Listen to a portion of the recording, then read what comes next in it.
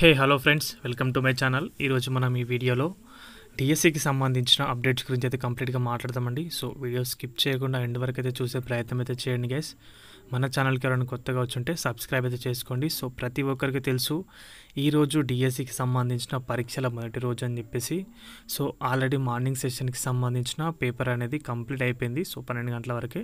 మళ్ళీ ఆఫ్టర్నూన్ సెషన్కి సంబంధించి పేపర్ అనేది 2 గంటల నుంచి అయితే మొదలైతే కాబోతుంది. సో మరి మార్నింగ్ పేపర్ అనేది ఏ విధంగా ఉంది, దాంట్లో ఎలాంటి టాపిక్స్ అనేవి కవర్ చేశారు, ఈజీగా వచ్చిందా పేపర్ అనేది, టఫ్గా వచ్చిందా అని చెప్పేసి మనం అయితే కంప్లీట్గా మాట్లాడుకుందామండి. సో లాస్ట్ వరకే చూడండి గైస్, ఓకేనా.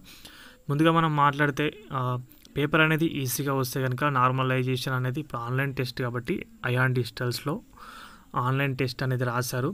సో పేపర్ అనేది ఈజీగా వస్తే కనుక ఏమవుతుందంటే నార్మలైజేషన్లో మార్క్స్ అనేవి అయితే యాడ్ చేస్తారు. ఒకవేళ కనుక పేపర్ అనేది టఫ్గా వచ్చి హార్డ్గా వస్తే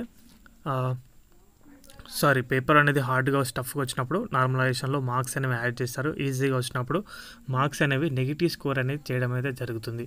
సో మరి దానివల్ల ఏమైనా నష్టం ఉందా అంటే 100% అందరికీ అయితే నష్టమైతే ఉంటుంది. ఎందుకంటే అభ్యర్థులకైతే తెలుసు, కొందరికి ఈజీగా వచ్చి కొన్ని టఫ్ వచ్చి మ్యాక్సిమం వచ్చి అన్ని ఆన్సర్లు ఉండడం వరకు కూడా కొన్నిసార్లు మార్క్స్ అనేవి ఈజీగా వచ్చడం వల్ల తీసేయడం జరుగుతుంది.